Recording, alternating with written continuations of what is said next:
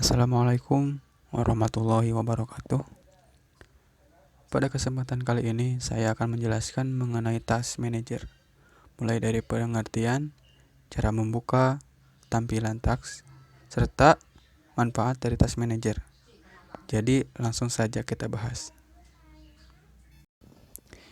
Pertama, pengertian Task Manager. Task Manager adalah sebuah aplikasi bawaan dari operating system Windows yang biasa digunakan untuk memonitoring proses dan aplikasi apa saja yang sedang berjalan pada suatu komputer. Task Manager disertakan dengan keluarga Microsoft Windows NT dari sistem operasi yang menyediakan informasi rinci tentang kinerja komputer dan menjalankan aplikasi, proses dan penggunaan CPU, melakukan informasi muatan dan memori, aktivitas jaringan dan statistik, login pengguna, dan sistem pelayanan. Task Manager juga dapat digunakan untuk menetapkan prioritas proses, afinitas proses, secara paksa menghentikan proses, dan mematikan, aktifkan ulang, hibernasi atau log off dari window. Ada beberapa cara untuk membuka Task Manager. Yang pertama, tekan Ctrl plus Shift plus Escape. Yang kedua, melalui menu Power User dengan menekan Windows plus X di Windows 8 dan 10. Yang ketiga, klik kanan pada taskbar, lalu klik kembali pada Task Manager. Yang keempat, dengan mengetik Task Manager di dalam kolom Search pada Start menu. Dan yang terakhir, tekan Windows plus R, lalu ketik Task MGR. Agar tidak bingung, mari kita lihat video berikut.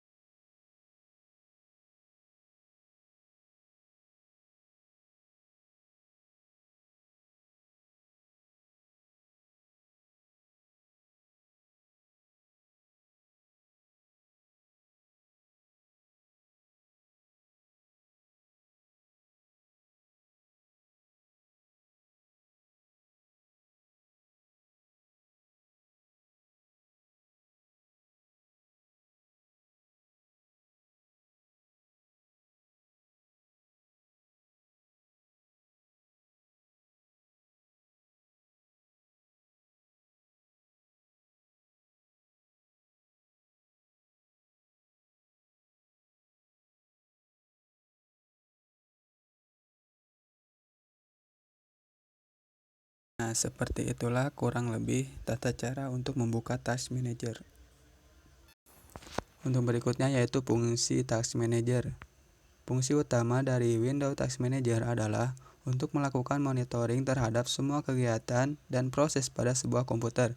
Selain itu juga memantau bagaimana kinerja seperti RAM, prosesor, dan networking. Untuk menghentikan program yang not responding, aplikasi yang tidak merespon, menghentikan dari Task Manager adalah opsi kedua. Bisa dilakukan dengan klik End Process atau End Task. Untuk mengatur prioritas pada sebuah program yang sedang berjalan, bisa dilakukan masuk tab Proses, klik kanan pada program yang dipilih, Set Priority, High, pilih sesuai kebutuhan, lalu OK atau Apply. Yang terakhir, untuk mengetahui seberapa banyak aplikasi menggunakan kinerja RAM dan CPU. Berikut ini adalah tampilan dari Task Manager.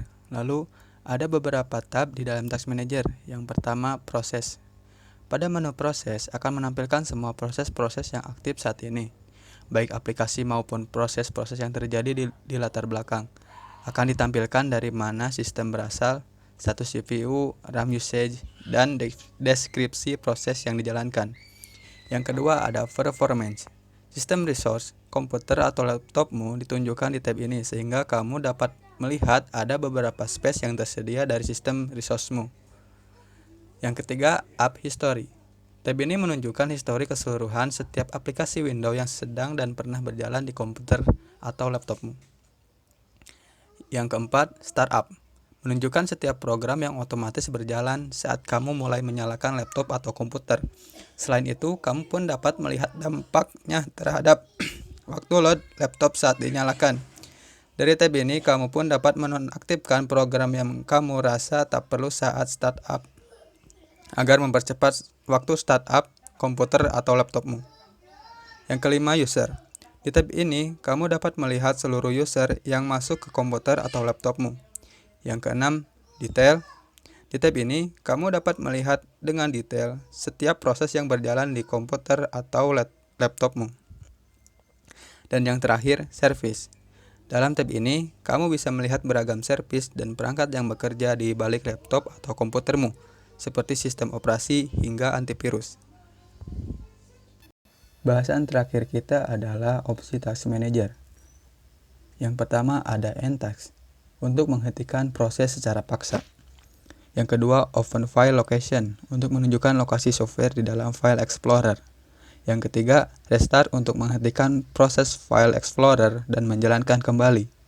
Yang keempat, Create Dump File, untuk keperluan debugging. Yang kelima, Properties, untuk membuka jendela properties untuk masing-masing software. Always on top, untuk selalu menampilkan Task Manager di depan jendela software lain. Ada Expand, untuk menampilkan seluruh proses yang dijalankan oleh sebuah software.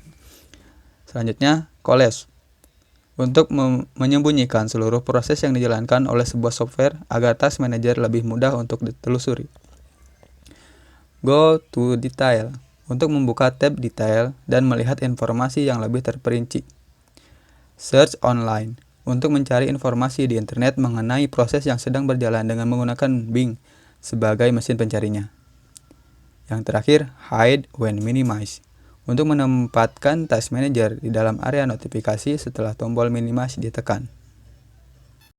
Dari beberapa pembahasan tadi, kita dapat menyimpulkan bahwa manfaat dari adanya Task Manager cukup besar. Selain untuk menutup software secara paksa, Task Manager juga bisa dipakai untuk mengetahui masalah yang sedang terjadi pada sistem atau software tertentu. Caranya yaitu dengan melihat tingkat pemakaian CPU dengan memori di dalam Task Manager.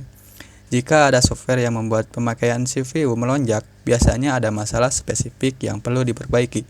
Misalnya, saat Anda menonton video tertentu dengan MPG-BE atau dengan video player lain, mungkin pemakaian CPU pernah melonjak drastis. Masalah seperti ini rata-rata bisa diatasi dengan mencari video yang sama tapi dalam resolusi yang lebih rendah, atau dengan mengubah renderer yang digunakan melalui menu yang disediakan di dalam video player. Mungkin hanya itu yang dapat saya sampaikan. Mohon maaf bila ada kekurangan. Cukup sekian. Terima kasih. Wassalamualaikum warahmatullahi wabarakatuh.